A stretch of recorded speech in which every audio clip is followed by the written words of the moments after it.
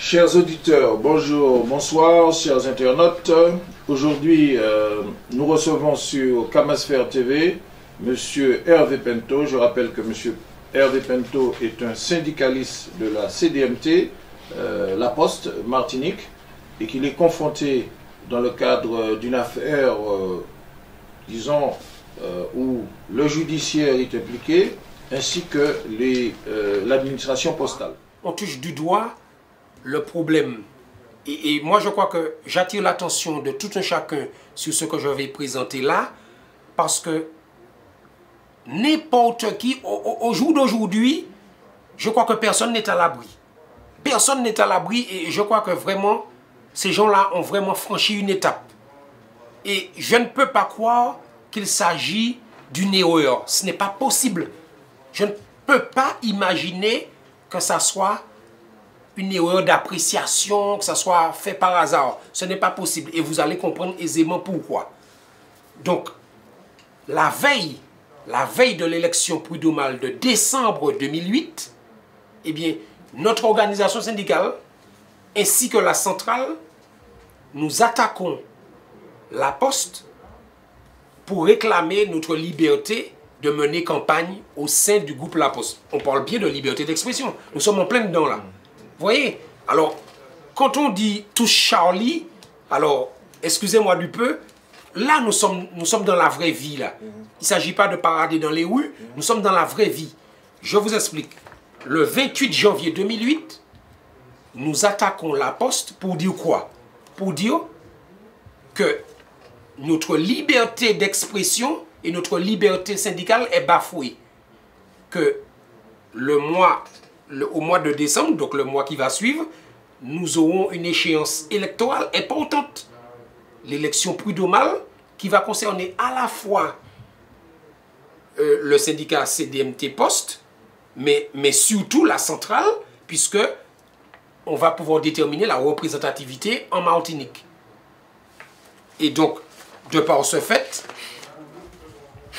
en tant que responsable syndical, je suis le délégué syndical CDMT dans La Poste, je mets sur le panneau syndical CDMT Poste, eh bien, des affiches dans le cadre de l'élection syndicale, dans le cadre de l'élection prud'homale.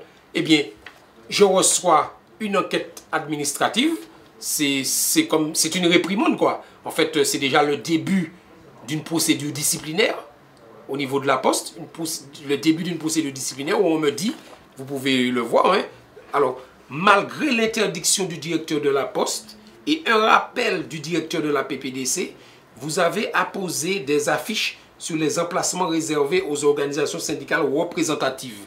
Veuillez me fournir vos explications. Vous voyez, là déjà, on est dans l'esprit de l'accord que je vous ai présenté tout à l'heure. Donc, on sent bien que c'est une interdiction, puisqu'on me dit, malgré l'interdiction. Donc, c'est bien une interdiction. Ça veut bien dire que nous étions interdits. C'est une preuve, s'il en fallait encore, nous étions interdits au niveau du groupe La Poste. Et qu'est-ce que je fais? Eh bien, comme je vous ai expliqué, nous avons saisi le tribunal administratif pour réclamer eh bien, le droit, non seulement par rapport au décret 82-447, mais aussi par rapport à la Convention 87. De toute façon, je ne sais pas si la caméra peut le voir, mais on cite bien la Convention 87 parce que la France a obligation de respecter une convention internationale qu'elle a signée. La France ne peut pas donner des leçons de démocratie à travers le monde à tout le monde, pointer du doigt à tout le monde, et puis ne pas respecter elle-même les conventions qu'elle ratifie. Surtout qu'elle vient se prévaloir d'être la patrie des droits de l'homme. Donc il faut quand même être cohérent dans ce qu'on fait. Eh bien, par un extraordinaire, eh bien, notre requête est rejetée. Le tribunal administratif ordonne, notre requête est rejetée. Donc, cela veut dire que nous n'avons pas le droit, suite à cette décision du tribunal administratif, nous n'avons pas le droit de mener campagne. Rendez-vous compte, le mois d'après, le mois qui suit, eh bien, nous devons, là nous sommes en référé, nous devons nous présenter aux élections prud'homales Il y va de notre représentativité. Donc on n'en reste pas là, puisque l'affaire est très grave, les choses sont urgentes. Qu'est-ce que nous faisons? Nous saisissons le Conseil d'État. Toujours pareil, c'est l'instance supérieure. Nous sommes en référé. Donc nous saisissons, et dans l'urgence, nous saisissons le Conseil d'État. Vous pouvez voir, bureau des référés, voilà, Conseil d'État, bureau des référés. Nous saisissons le Conseil d'État, toujours pareil. Là encore, le Conseil d'État reprend la Convention 87, puisque c'est l'argument, puisque nous demandons à la France de respecter la Convention qu'elle a signée. Eh bien, je vous le donne en mille, notre requête, elle l'a encore rejetée. Le Conseil d'État. Le Conseil d'État rejette notre requête. Oui, mais votre statut à la Poste, parce qu'en tant qu'employé de la Poste, il y aura des répercussions sur votre situation à la Poste.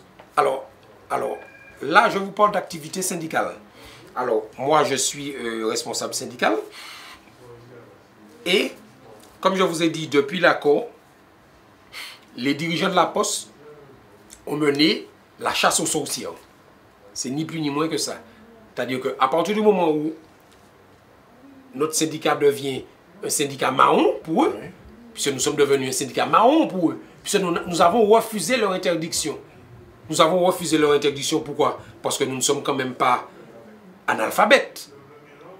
Je n'ai pas ma carte d'identité sur moi, mais je suis français, j'ai une carte d'identité française. Donc, j'ai quand même été à l'école, je sais lire, et même si j'ai un accent, je lis parfaitement le français et je comprends parfaitement le français. Par conséquent, je sais lire des textes de loi, je sais lire les articles de la Constitution, et je sais que le droit nous donne raison. Et j'ai beau expliquer cela à qui veut, à toute autorité postale ou autre, entre autres la juridiction administrative, rien n'y fait.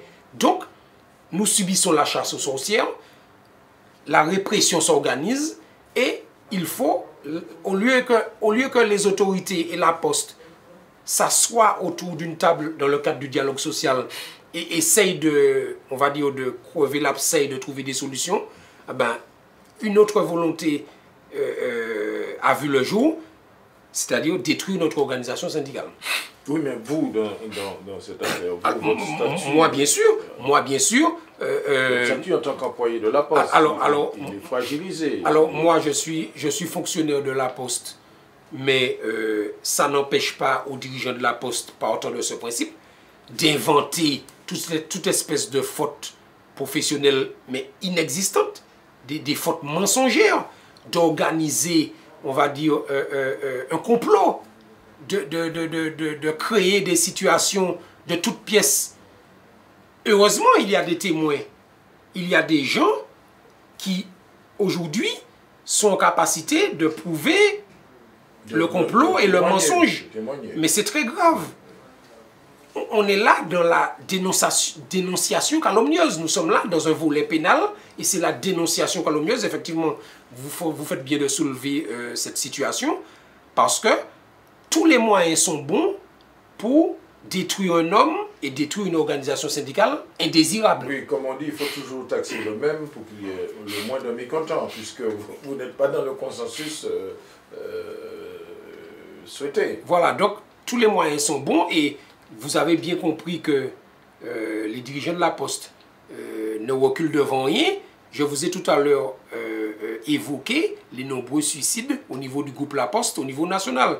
Donc vous comprendrez bien que ces gens-là utilisent des moyens inimaginables lorsqu'ils ont besoin de détruire un homme. Parce que c'est bien de cela qu'il s'agit. Il s'agit de destruction humaine. Alors, certains parlent de lynchage. C'est un lynchage. Alors, un lynchage. Mais cela fait l'objet de procédures pénales et je vais y revenir dans un moment. Mais à quel point vous en êtes maintenant par rapport à cette affaire? Alors, justement, mais je vais y arriver au niveau du volet pénal, mais je préfère terminer sur le volet administratif pour qu'on puisse bien suivre un peu la chronologie. Oui, parce qu'on n'a pas très bien compris quel genre de mesures disciplinaires que vous avez fait l'objet. Expliquez-nous tout ça, parce qu'il y a des répercussions sur votre vie, parce que vous avez un loyer, vous avez une situation, vous avez une famille, etc. etc. Ah, donc, alors effectivement, et vous comprenez... C'est une raison d'existence, et cela n'est pas privatif d'une activité syndicale. Donc, c'est-à-dire, l'activité syndicale est touchée, mais vous, dans votre réalité existentielle, puisque vous avez une famille et tout, vous avez eu des préjudices aussi à ce niveau? Ah oui, mais je vous ai dit, la chasse aux sorcières, c'est terrible. C'est quelque chose de mais est-ce qu'il y a des dispositions écrites qui stipulent que vous êtes soit écarté de la poste, ou on aurait aimé... Alors, je vais vous expliquer, mais je vais vous expliquer ce qu'ils ont fait. Ils ont monté un dossier disciplinaire mensonger contre moi. Ah ouais. Donc, ils ont utilisé un agent de la poste pour faire croire que je faisais du harcèlement moral sur cette personne. Mais cette personne est venue après témoigner pour dire qu'on l'avait utilisé dans le cadre d'un complot. Donc, vous voyez, ce sont autant de choses. Ils ont inventé des fautes professionnelles totalement fausses. D'ailleurs, j'en apporte la preuve devant les juridictions. Et pourtant, rien n'y fait. Donc, vous voyez, ça s'appelle le harcèlement. Nous sommes en plein dans le harcèlement professionnel. Alors, pour ne pas mélanger un petit peu le propos, je vous expliquais que nous étions devant le Conseil d'État et le Conseil d'État, eh bien, va dans le sens du groupe La Poste et dit que l'accord, à force de loi, et donc nous n'avons pas le droit de mener campagne. Alors vous voyez, non seulement nous n'avons pas le droit d'exister, moi je tire l'attention des auditeurs et de tous ceux et toutes celles qui nous écoutent sur cette problématique importante. C'est-à-dire que le groupe La Poste nous interdit d'exister dans l'entreprise, alors même que nous sommes légalement constitués. C'est une violation grave. Nous n'avons pas le droit d'exister. Nous sommes interdits. Parce que nous ne sommes pas affiliés aux autres syndicats que vous connaissez. Voilà ce qui se passe. Et à partir de ce moment-là, nous n'avons pas le droit de mener des campagnes, nous n'avons pas le droit de participer aux élections, etc. Nous sommes interdits. C'est une interdiction totale. Bon, alors, qu'est-ce qui se passe? Quelques mois, là, nous étions en décembre 2008. Donc, bien sûr, nous n'avons pas pu mener campagne au niveau du groupe La Poste, vous imaginez. Mais pourtant, au niveau départemental, la CDMT ressort quand même deuxième syndicat. Nous sortons quand même deuxième syndicat, malgré tout. Je parle au niveau départemental, je ne parle pas à la poste là maintenant. Je parle de interprofessionnel, de toutes les entreprises au niveau de la Martinique. Donc à la poste, la CDMT n'a pas pu mener campagne. Donc c'est certain, nous avons subi un préjudice. Là, il n'y a pas de problème. Au niveau de la poste, le préjudice est certain. Mais quand même, les travailleurs en Martinique nous ont fait confiance. Nous sommes deuxième syndicat au niveau départemental.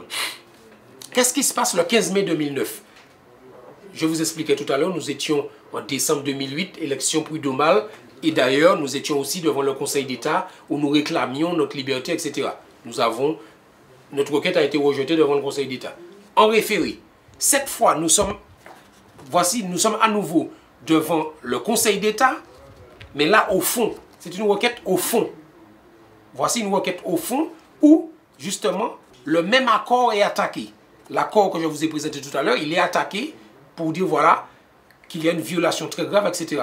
Et que fait le Conseil d'État en collégial, en fond, cette fois, il annule l'accord. Vous vous rendez compte? Mais non, mais il faut bien comprendre, le fonctionnement de la justice en France. Là, il y a un véritable problème. Alors, pendant des années, nous sommes interdits de fonctionner. Nous subissons des sanctions, des représailles de toutes sortes des dirigeants du groupe La Poste parce qu'ils ont un accord qui dit qu'on n'a pas le droit d'exister, nous sommes interdits, etc. Et là, le 15 mai 2009, hop, le Conseil d'État annule l'accord pour dire que c'était illégal. C'est une bonne nouvelle. Si le Conseil d'État annule l'accord, ça veut dire que l'administration doit suivre. Justement, oui, mais ce que vous dites, logiquement, mais ce que vous dites est tellement vrai. Et que l'affaire devait s'arrêter là. Oui, mais ce que vous dites est tellement vrai, d'autant plus que il y a une mention qui dit que cette décision sera mentionnée dans les tables du recueil Le Bon. Cela veut dire quoi? Cela veut dire que cette décision doit faire jurisprudence. Okay. C'est cela que ça veut dire. Eh ben, j'ai envie de dire mon œil. Mon œil. Ah oui. Jurisprudence. C'est bien beau d'écrire tout ça, mais la réalité est tout autre. C'est là qu'il faut comprendre. La réalité est tout autre. Pourquoi? Parce que qu'est-ce que nous faisons? Eh bien, fort de la décision du Conseil d'État, nous revenons devant la juridiction administrative en Martinique pour dire voilà, nous vous avions saisi pour réclamer nos droits parce que nous avons été privés de liberté, nous n'avons pas pu exister, etc. Nous réclamons, comme le prévoit l'arrêt du Conseil d'État, nous réclamons les droits qui nous sont dus, parce que c'est le droit, le Conseil d'État l'a clairement indiqué, nous vous demandons de respecter l'arrêt du Conseil d'État et de nous faire droit de tout ce que nous avons subi comme préjudice et que la Poste puisse enfin respecter. Ah ben non, notre requête est rejetée. Notre requête est rejetée par le tribunal administratif ici en Martinique. Donc le tribunal administratif ne suit pas... fait le contraire de ce que dit le... Et là, nous avons une justice à deux vitesses. Là, nous sommes en référé, oui. Parce que nous étions dans l'urgence, parce que vous pensez bien qu'un syndicat qui est interdit, c'est l'urgence, oui. C'est très urgent, puisqu'il s'agit d'une liberté fondamentale. La liberté syndicale est une liberté garantie par la Constitution. Donc c'est une liberté fondamentale. Donc nous saisissons dans le cadre d'un référé dans l'urgence. Notre requête est rejetée.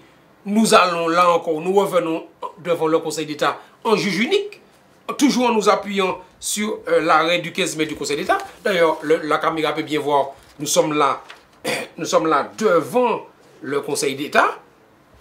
En haut, là, vous avez Conseil d'État. Et on fait allusion à l'arrêt du 15 mai du Conseil d'État pour demander aux dirigeants du groupe La Poste de revoir leurs décisions et de nous attribuer ce dont nous avons droit.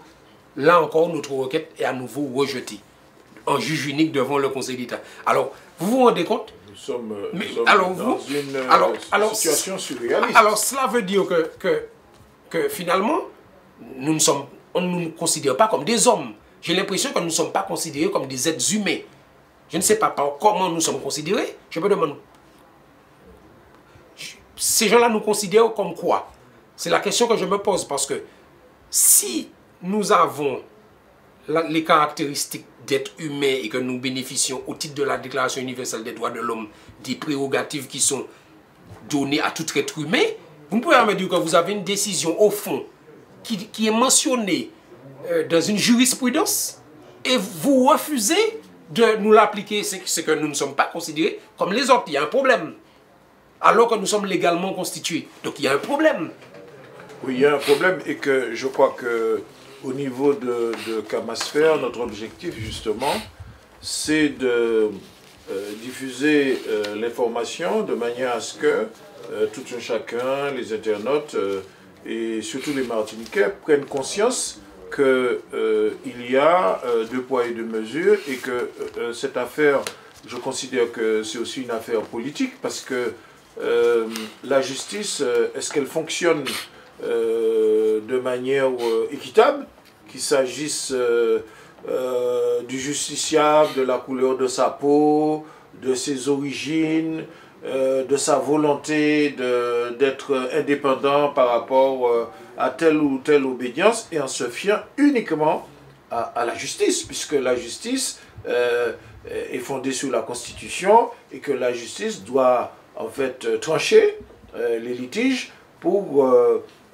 comment dirais-je, c'est ça la balance de la justice, c'est pour rendre justice aux justiciables. Et je crois que il y a lieu de s'interroger sur, comment dirais-je, l'attitude de vos confrères syndicalistes, je veux dire des différents syndicats, parce que là, bon, il y a un peu béni pour la solidarité et pour la mobilisation contre les agissements du patronat et contre les tergiversations de la justice, puisque vous me dites que le Conseil d'État a pris une décision. À partir de cette décision, vous allez devant le tribunal administratif Et ensuite, le Conseil d'État remet en question une décision qu'il avait... Non, nous sommes dans le flou artistique. Et alors, là, je crois qu'il nous faut revoir un petit peu... votre affaire ressemble sous certains aspects au traquenard que M. Dieudonné vit, parce qu'il faut revenir sur l'actualité, vit en France sur des questions de liberté d'expression, de conception, comment dirais-je, de la liberté artistique. Là, c'est la liberté syndicale. Donc, vous parlez des affaires qui sont quand même... qui ne datent pas d'aujourd'hui, mais qui sont toujours d'actualité, puisque le combat continue. Mais il y a quand même, vous êtes, comme Dieudonné, vous êtes un noir. Vous êtes un noir. Vous êtes un noir. Alors, concernant la notion de procès équitable, c'est très important, vous l'avez soulevé, le droit au procès équitable. Alors, effectivement, après tant de péripéties, nous nous sommes rendus compte qu'il y a un problème sérieux au niveau de la juridiction administrative. Nous avons bien compris qu'il y a un problème plus que sérieux et incompréhensible au niveau de la juridiction administrative. Pourquoi? Pourquoi je dis ça? Parce que c'est quand même puissant. Je crois que les gens qui nous écoutent ne peuvent pas rester sans réaction, parce que, en fait, il faut savoir que, et ça, je veux bien montrer à la caméra, c'est important, ce mot. Vous avez dans la juridiction administrative, comme au niveau pénal, regardez, République française, les décisions sont prises au nom du peuple français. Au nom de la liberté. Non, mais au nom du... Non, mais alors, ces gens-là qui rendent ce type de justice-là, rendent la justice au nom du peuple français. Non, mais c'est incroyable. Au nom du peuple français, alors moi, les gens qui nous écoutent et qui regardent, ben, ils doivent se poser des questions. Au nom du peuple français, voilà ce que ces gens-là prennent comme décision. Vous avez mentionné tout à l'heure que vous avez votre carte d'identité, voilà, vous croyez à la justice. Alors une violation flagrante d'une liberté fondamentale qui est la liberté syndicale, parce que tout simplement, nous avons eu le tort de vouloir créer un syndicat libre. Un syndicat qui n'est pas sous la direction d'une grande confédération en France. Un syndicat qui trouve sa source dans notre département d'origine, parce que nous sommes au plus près des problèmes que nous vivons ici à 7000 km. C'est le tort que nous avons d'avoir créé un syndicat libre, alors que c'est prévu, la loi le prévoit. Alors qu'est-ce que nous avons fait? Nous ne sommes pas restés là.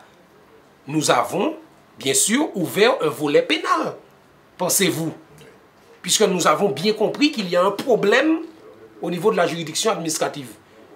Nous avons déposé une plainte auprès de monsieur le procureur de la République. Courant 2009. Je vous ai expliqué qu'en 2009, l'arrêt du Conseil d'État tombe, etc. Donc, lorsque nous avons été déboutés, malgré l'arrêt du Conseil d'État, nous avons compris que la juridiction administrative continue. Eh bien, nous n'avions pas d'autre choix. Nous sommes revenus, enfin nous sommes retournés vers la juridiction pénale. Nous avons déposé une plainte puisque, effectivement, il y a violation et entrave à la liberté syndicale, ce qui est réprimé au niveau du code pénal. Il y a aussi dénonciation calomnieuse. Il y a toute une série de faits qui peuvent être qualifiés. Nous avons déposé une plainte auprès de monsieur le procureur. Plainte qui, à notre grand étonnement, entre guillemets, eh bien, a été classée là encore sans suite. Qu'est-ce que nous avons fait? Nous avons saisi monsieur le doyen des juges d'instruction, bien sûr après avoir longuement écrit à monsieur le procureur de la République, hein, qui ne nous répondait pas. Donc la plainte était classée sans suite, sans réponse. Donc lorsque nous avons trouvé ça bizarre, nous avons écrit, insisté, et il nous écrit en nous disant qu'il classe sans suite. Donc on n'en reste pas là. Nous saisissons le doyen, monsieur le doyen des juges d'instruction, en lui demandant de poursuivre. C'est la procédure pénale. Eh bien là encore, on a l'impression que notre dossier tombe dans l'oubli, les choses traînent. Nous insistons encore, nous insistons. Et le doyen des juges d'instruction, mais vraiment là, à notre grand étonnement, prend une ordonnance d'irrecevabilité. Notre plainte est devenue irrecevable. Eh bien, qu'est-ce que nous... On n'en reste pas là. Nous attaquons la décision de monsieur le doyen des juges d'instruction devant la chambre de l'instruction de la Cour d'appel de Fort-de-France. Donc, nous avons attaqué la décision du doyen au niveau supérieur auprès de la Cour d'appel, donc la chambre de l'instruction. Et là, la chambre de l'instruction nous donne gain de cause. Elle infirme la décision du doyen, donc elle nous donne raison, et elle dit que la plainte de M. Pinto doit être poursuivie. Nous revenons vers le tribunal de grande instance ici, pour dire voilà, nous avons droit au procès équitable, et voici le document qui date du 17 novembre 2014 où nous réclamons le droit au procès équitable, puisque là encore, la France a ratifié une convention européenne. Voilà, c'est l'article 6, paragraphe 1. Elle est membre du Conseil de l'Europe et elle est d'accord et elle s'oblige, comme d'autres pays, à respecter le droit au procès équitable. Mais à ce jour, aucune suite n'est donnée à notre requête. À ce jour. Nous sommes en janvier 2015. Oui, mais M. Pinto, d'après les enquêtes que nous avons menées sur cette affaire, nous sommes informés que vous avez eu, comment dirais-je, vos mandats ont été saisis et vous avez eu un mandat d'amener à votre rencontre. Et il y a eu un débat contradictoire, je crois, par rapport aux policiers. Alors là, nous entrons dans une logique de répression, c'est-à-dire que vous avez voulu faire valoir vos droits et que vous êtes sous le coup d'une répression puisque, comment dirais-je, vous êtes finalement considéré comme un Français entièrement à part qui empêche la justice et le patronat de tourner en rond. Ça pose problème, monsieur. Expliquez-nous tout ça.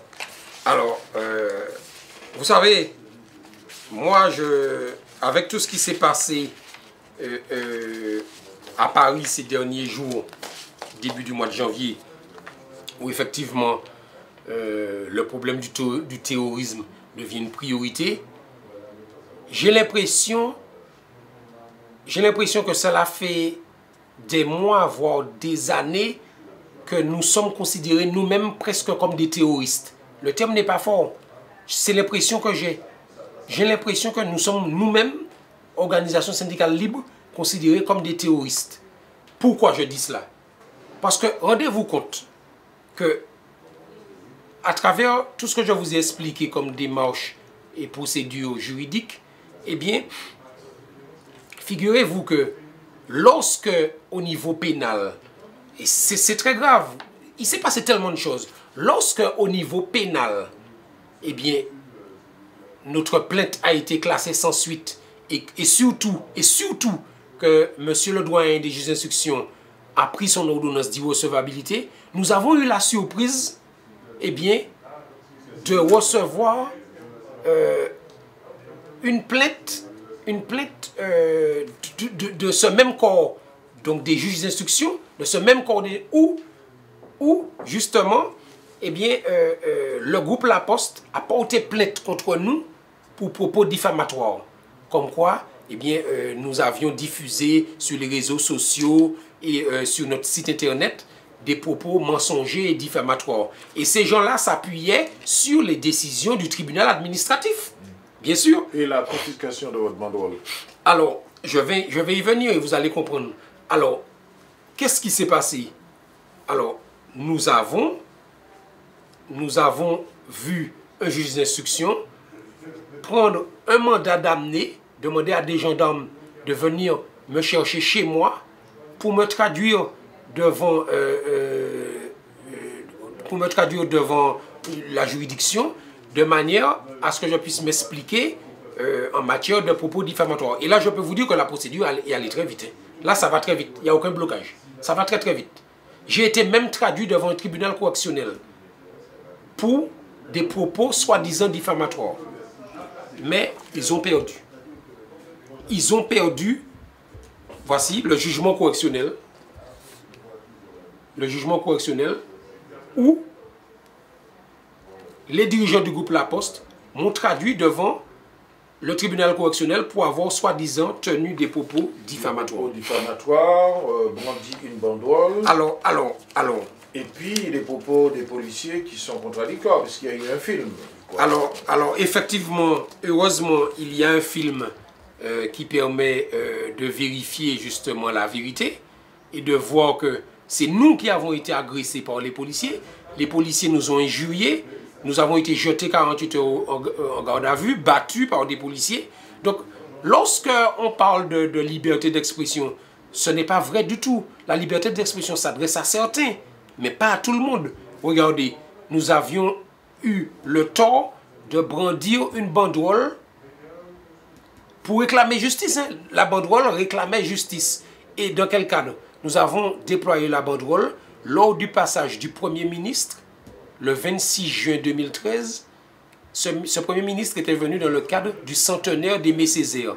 N'oublions pas qui est Aimé Césaire, le chantre de la négritude. Quand même. Vous vous rendez compte? Aimé Césaire doit se retourner dans sa tombe lorsqu'il voit des choses pareilles. Alors, des Martiniquais qui réclament justice, preuve à l'appui, et puis des policiers qui nous tombent dessus. Ils sont tombés à 20 sur nous. Et puis voilà, nous sommes en garde à vue parce que nous avons le tort de réclamer justice, parce que nous estimons que, eh bien, nos droits sont bafoués, sont floués. Voilà. Et donc, effectivement, il y a un véritable problème au niveau du fonctionnement de la justice en Martinique. Et je ne comprends pas qu'on puisse aujourd'hui entendre à travers les médias parler de liberté d'expression, alors qu'en réalité, ce n'est pas vrai. C'est un mensonge. Oui, eh bien, M. Pento, sur ce volet, nous allons essayer de conclure. Et sachant que vous interviendrez à nouveau lorsqu'il le faut et que nous aurons plusieurs séquences sur cette affaire. Donc, Camasphère TV informe les Martiniquais, les Guadeloupéens, les Guyanais et les internautes qui nous écoutent. Réveillons-nous, parce que nous sommes dans un état de droit et que les pratiques nous semblent être contradictoires par rapport au principe de liberté, égalité, fraternité, face à ce qu'on appelle des daumiens, entre guillemets. Et donc, il y a lieu de s'informer, de se réveiller, de se mobiliser, et que, de manière à ce que la justice prenne ses responsabilités et que nous puissions mener une vie paisible où les droits des citoyens puissent être respectés. Monsieur Pento. Alors, je remercie Camasphère, je remercie les camarades ici présents de leur assistance, et je vous demande à toutes et à tous d'ouvrir les yeux, de faire attention, de ne pas vous laisser manipuler, parce que à travers toute cette affaire, figurez-vous que les élus, nos élus, sont sourds, ils sont muets. Demandons-nous pourquoi. Pourquoi sont-ils sourds? Pourquoi sont-ils muets face à une affaire aussi grave? Et d'ailleurs, il en est de même pour les médias traditionnels que nous avons ici sur place. Là encore, demandons-nous pourquoi. Voilà ce que je voulais dire, et je vous remercie pour votre écoute, mesdames et messieurs. Merci, M. Pento, et merci et bonsoir les internautes. À la prochaine.